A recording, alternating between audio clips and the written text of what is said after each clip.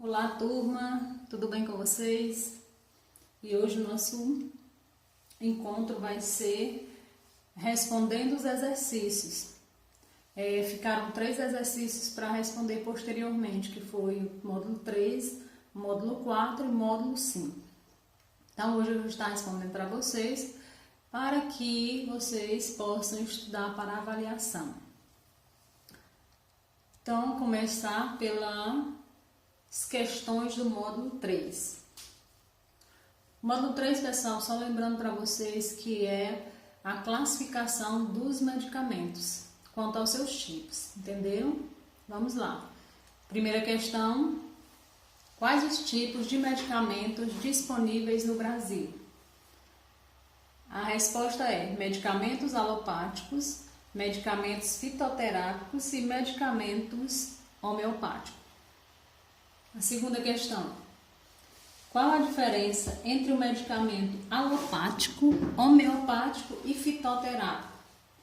Eu vou estar dando a diferença de todos os 3, tá? Medicamentos alopáticos são aqueles que nem são fitoterápicos e nem são homeopáticos. Ele caracteriza-se pelo fato de apresentarem como princípios ativos substâncias sintéticas ou semissintéticas ou ainda as naturais, mas na forma de composto isolado e associação ou não. Esses são os medicamentos alopáticos.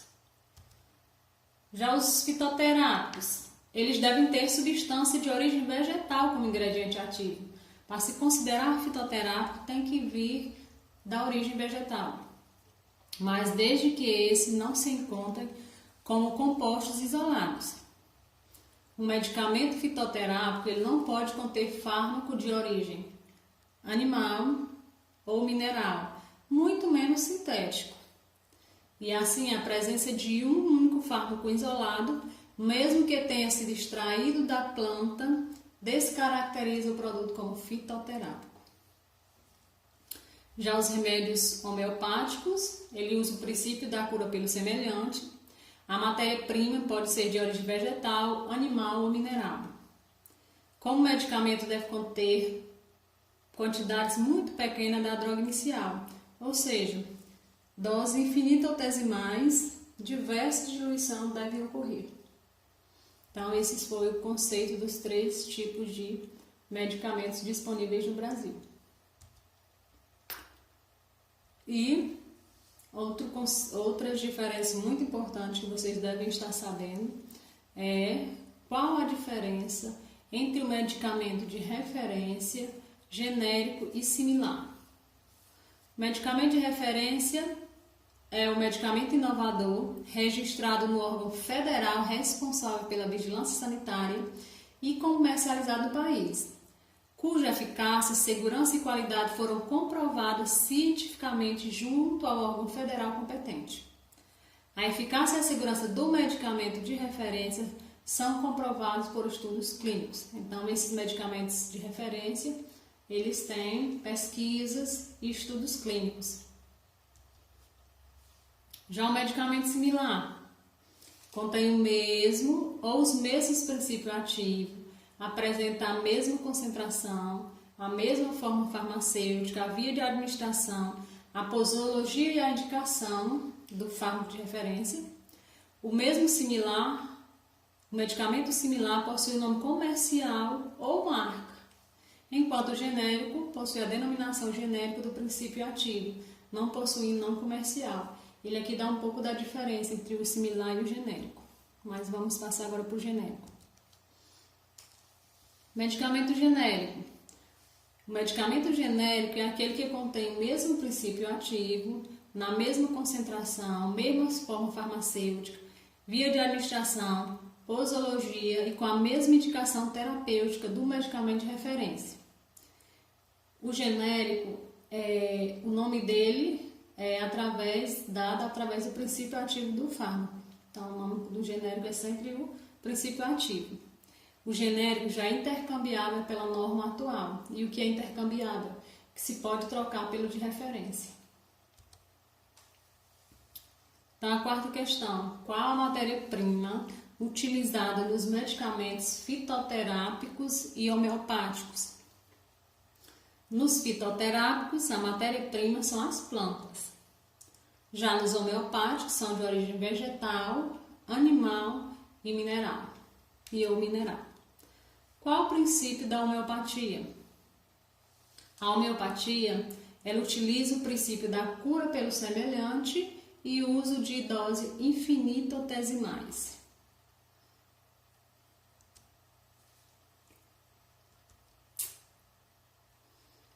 Agora vamos para a questão objetiva. A Lei 9.787, de 10 de fevereiro de 99, dispõe sobre a vigilância sanitária, estabelece o medicamento genérico, dispõe sobre a utilização dos nomes genéricos em produto farmacêutico e dá outras providências. De acordo com essa lei, o medicamento que contém o mesmo ou os mesmos princípios ativos, apresenta a mesma concentração, forma farmacêutica, via de administração, posologia, indicação terapêutica, preventivo ou diagnóstico de medicamento de referência registrado no órgão federal, responsável pela vigilância sanitária, podendo diferir em característica relativa ao tamanho e à forma, prazo e validade, embalagem e rotulagem de recipientes e veículos, devendo sempre ser identificado com nome comercial ou marca. É denominado de... Vamos lá para as três. Similar? Vocês acham que é similar? Aí tem características parecidas ao genérico, não é? Mas o genérico não utiliza nome comercial. Então, vai ser a resposta vai ser similar. Vamos passar para frente. No caso do genérico, aí eles poderiam mudar o finalzinho. Ele teria o nome de princípio ativo, ele seria denominado a partir do princípio ativo. Já esse nome comercial aí, ele colocou mesmo só para confundir a cabeça de vocês como se fosse de referência. E o de referência nós sabemos que é o produto inovador e que ele é o que é passado pela pesquisa, pelos ensaios clínicos e é quem tem a patente, não tem nada a ver com a questão lá de cima. E essa longitudinal não tem nada a ver com esse conceito.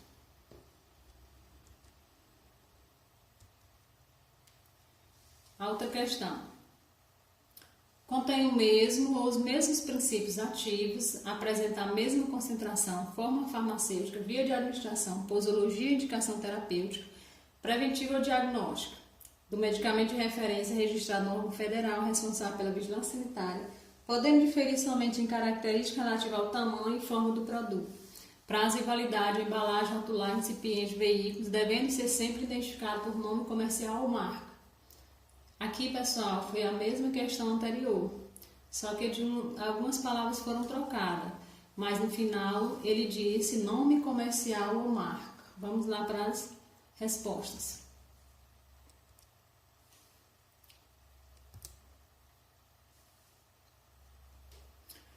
É medicamento similar. Por quê? Porque ele fala que ele vai ser identificado por nome comercial ou marca, e apenas o similar é que ele vai ser rotulado assim. O inovador vai ter um nome próprio, um nome comercial próprio. Já o medicamento genérico, ele vai ter a identificação por nome do princípio ativo. E medicamento intercambiável não tem nada a ver com essas informações assim. Entendido? Então, repete a mesma questão anterior, é um medicamento similar. Só para vocês fixarem o conceito de medicamento similar.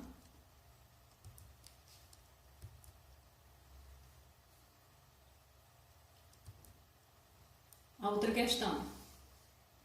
Em 10 de fevereiro de 1999, com a Lei 9.787, estabeleceram as regras legais para a implantação dos medicamentos genéricos no Brasil. Considerando a retrocitada legislação, assinale a alternativa correta. Então, ele quer a alternativa correta. Vamos lá, letra A. Produto farmacêutico intercambiável significa que é equivalente terapêutico de um medicamento similar, comprovado essencialmente os mesmos efeitos, eficácia e segurança. Meninas, essa questão está incorreta, porque tem que ser o medicamento de referência para ser intercambiado e não um medicamento similar. Então, essa questão está incorreta. Letra B. A prescrição no âmbito do SUS só poderá ser realizada mediante nome comercial, cabendo ao profissional farmacêutico realizar o intercâmbio entre o medicamento de marca, genérico ou similares. Essa resposta também está incorreta. Por quê? Porque o médico do SUS ele tem que colocar o nome do medicamento por princípio ativo e não pelo nome comercial. Vamos para a resposta C.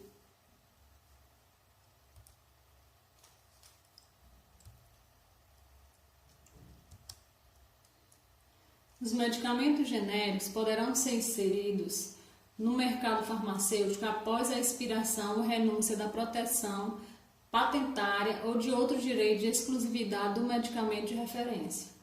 Então, essa afirmação é correta, porque os genéricos só vão entrar nas prateleiras quando expirar o tempo do medicamento de referência, quando ele deixar de ser exclusividade, o de referência.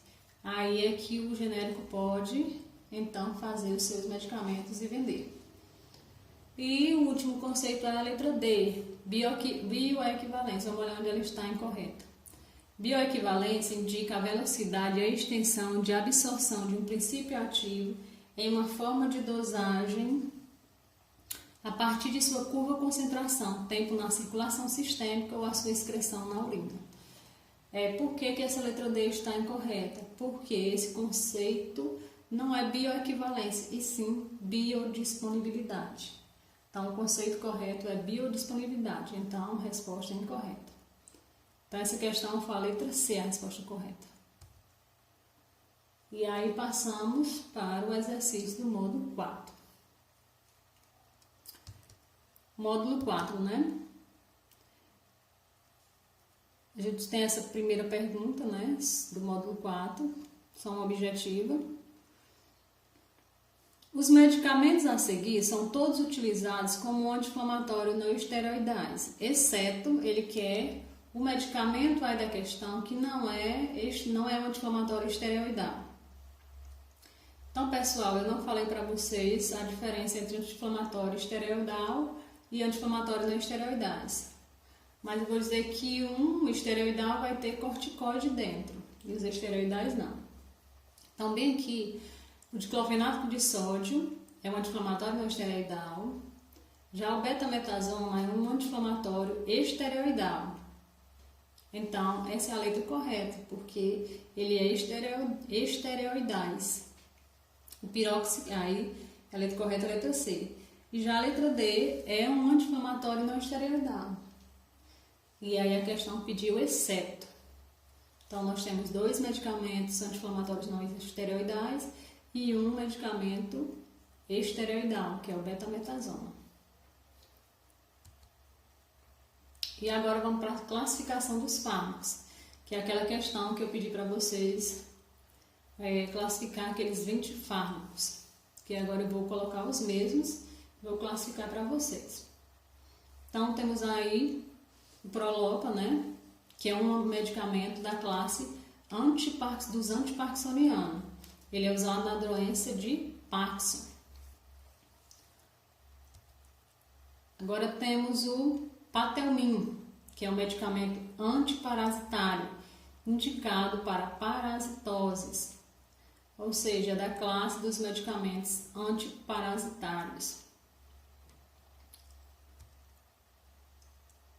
Já que as vitaminas, que são substâncias essenciais ao metabolismo dos seres vivos, necessárias em quantidades muito pequenas. Então, as pessoas se utilizam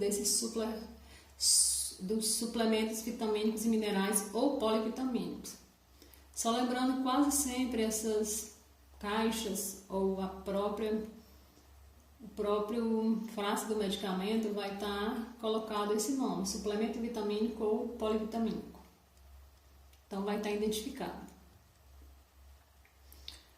Aqui é o propanolol. Propanolol, ele é indicado para doença cardíaca. Então, ele é um medicamento da classe dos simpatolíticos.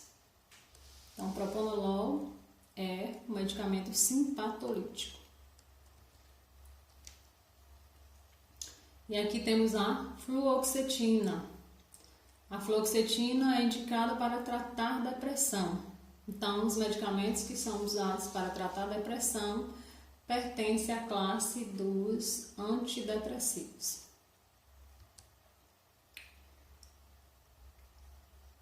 Vem em seguida outro medicamento que age no sistema cardiovascular, que é chamado diurético. Classe dos diuréticos. Então, o medicamento que representa essa classe é a furosemida. A furosemida é um diurético.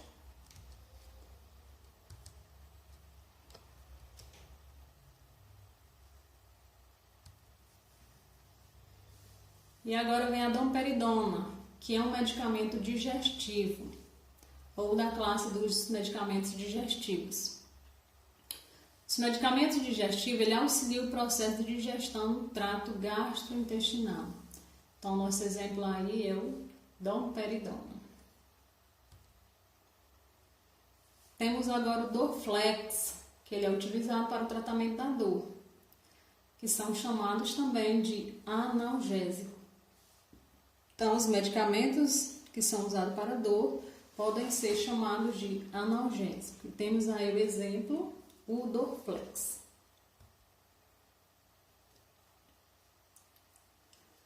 Agora, a classe dos hipnóticos sedativos, eu coloquei o Zolpidem, que ele é indicado para induzir o sono. Tem a classe dos anti-inflamatórios, que é aquele que eu disse, que é indicado para condições que apresentam dor ou inflamação. E aí você vai recorrer ao anti-inflamatório.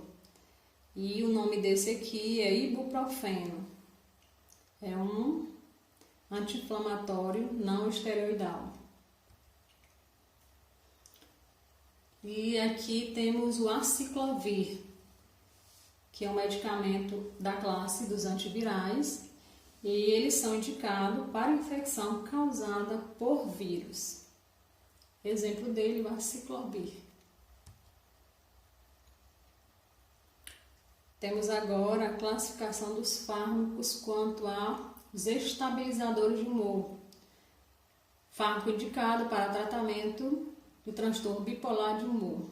O exemplo aqui a gente tem o carbolítio, que são classe dos estabilizadores de humor. Agora temos a classe dos antifúngicos, que no caso é representado pelo cetoconazol. E eles são indicados para infecção causada por fungos. Temos os anticoncepcionais, que são indicados para evitar gravidez. E eu coloquei aqui um exemplo que foi o Norestim. E aqui temos o Gardenal, chamado também de fenobarbital. Ele pertence à classe dos anticonvulsivantes, né? Esse medicamento age no sistema nervoso central, prevenindo o aparecimento de convulsões em indivíduos com epilepsia ou crises convulsivas. Tá bom, pessoal? Então, Gardenal são usados por pessoas com crises de epilepsia ou crises convulsivas. E aí, esse Gardenal pertence à classe dos anticonvulsivantes. Agora, a classe dos expectorantes e mucolíticos. E aí, eu tenho um exemplo da acebrofilina, que ela promove a expectoração, a saída do catarro. E temos aqui também os antialérgicos, classe dos antialérgicos, que é representado pelo medicamento Allegra. E esse Allegra é indicado para casos de alergias. E, pessoal, os medicamentos antialérgicos, eles geralmente vêm colocados na caixa, que ele é um medicamento antialérgico. Tipo as vitaminas, eles quase sempre vêm colocando lá antialérgicos. E aí temos o Rivotril, que é o clonazepam. É um ansiolítico, é da classe dos ansiolíticos. É indicado para tratar transtorno de ansiedade, transtorno de estresse pós-traumático e transtorno de ansiedade generalizada.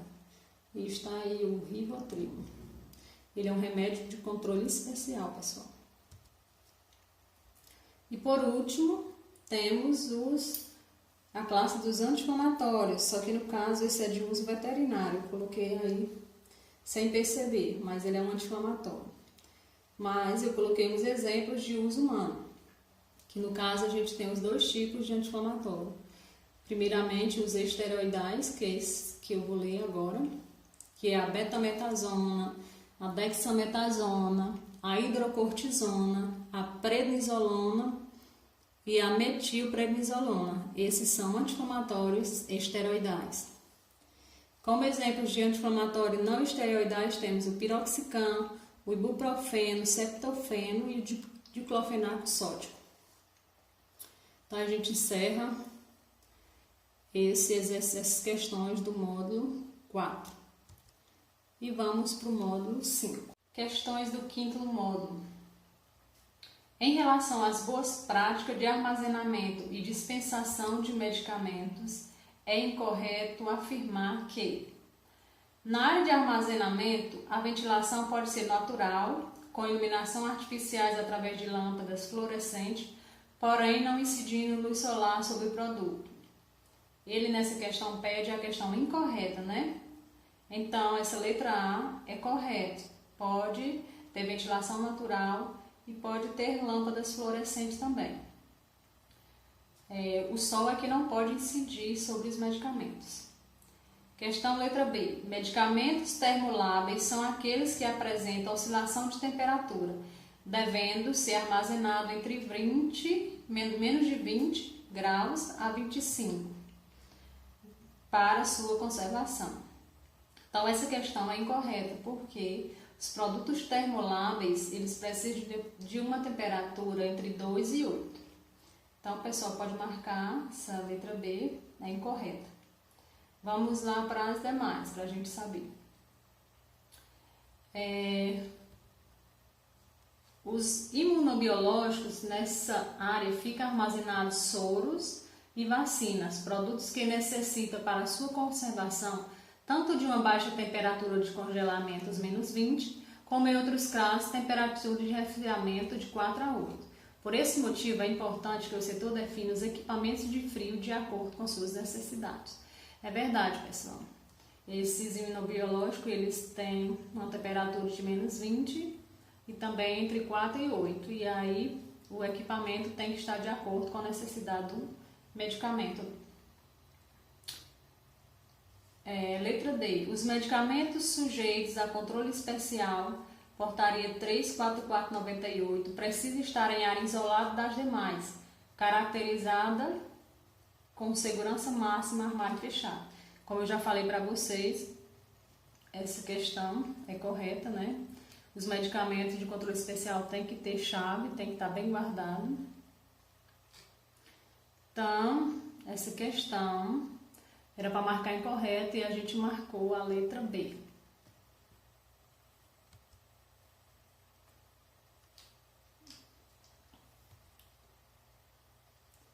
Onde devem ser armazenados os medicamentos sem necessidade de refrigeração?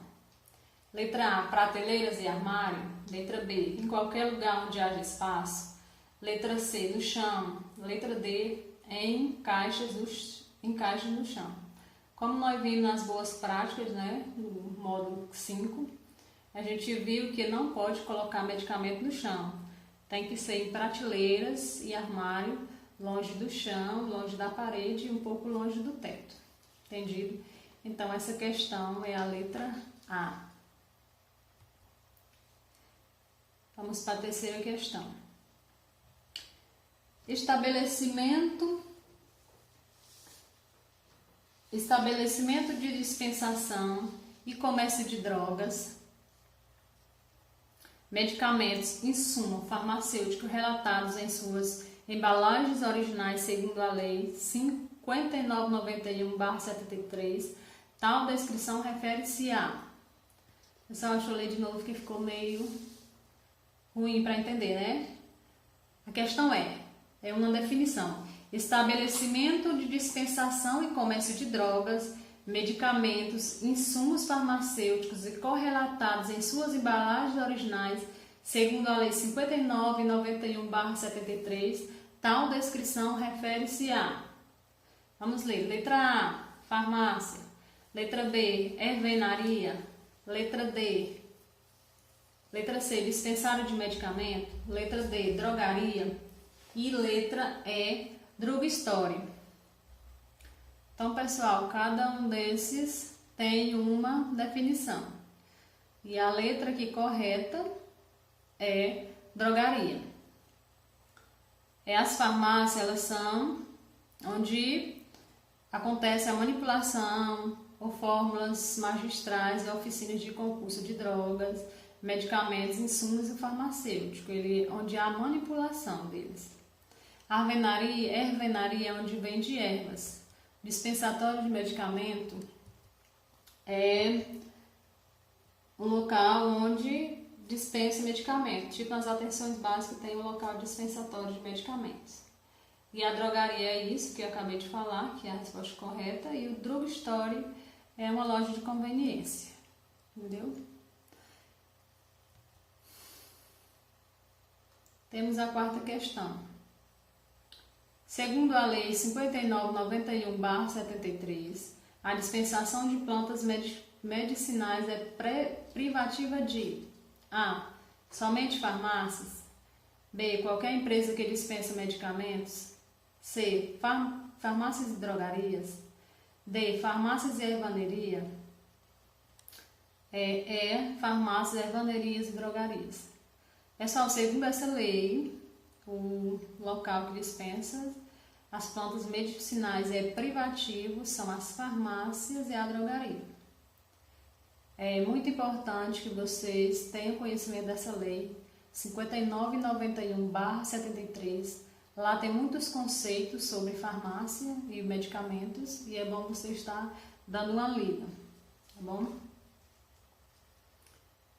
Próxima questão. As portarias 27 e 28 da DIAMED foram substituídas pela portaria que trata de... Eu procurei essas portarias na internet, não encontrei. E aí eu pesquisei até encontrar a resposta. Letra A, boas práticas de manipulação de medicamento. Letra B, boas práticas de dispensação de medicamento. Letra C, boas práticas de produção de medicamento. Letra D, controle sanitário do comércio de drogas, medicamentos, insumos farmacêuticos e correlatados. Ou letra E, regulamento técnico sobre substâncias e medicamentos sujeitos a controle especial. Então, nas minhas pesquisas, eu encontrei que é esse regulamento técnico sobre substâncias e medicamentos sujeitos a controle especial. Tá bom, pessoal? Se vocês encontrarem essa portaria, vocês podem estar lendo também. E vamos para a última questão. Segundo a legislação brasileira, desinfetantes são substâncias. Letra A, destinada ao combate, à prevenção e ao controle dos insetos em habitações, recintos e lugares de uso públicos em suas cercanias.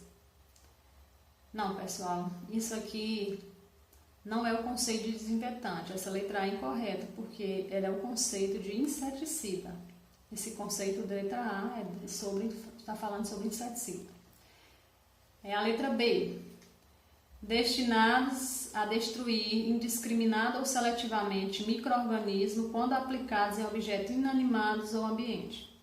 Esse sim é o conceito, a definição de desinfetantes, tá? Que os desinfetantes são destinados a destruir indiscriminada ou seletivamente micro-organismos quando aplicado em objetos inanimados ou ambiente. Vamos ler as demais, para a gente ver o que é que está errado. Letra C. Destinadas ao combate a ratos, camundongos e outros roedores em domicílios, embarcações, recintos e lugares de uso público, contendo substâncias ativas isoladas em associação, que não ofereça risco à vida ou à saúde do homem e dos animais úteis de sangue quente, quando aplicado em conformidade com as recomendações contidas em sua apresentação. Então, esse conceito aqui da letra C é o conceito de raticida, é tanto que diz combater ratos, camundongos e outros roedores. Então, conceito de raticida está incorreto. E a última, letra D, destinadas ao acesso à desinfecção corporal, compreendendo sabonetes, shampoos, dentríficos, enxaguantes bucais, antiperspirante, desodorantes, produto para barbear e após a barba, barbear, estípticos e outros.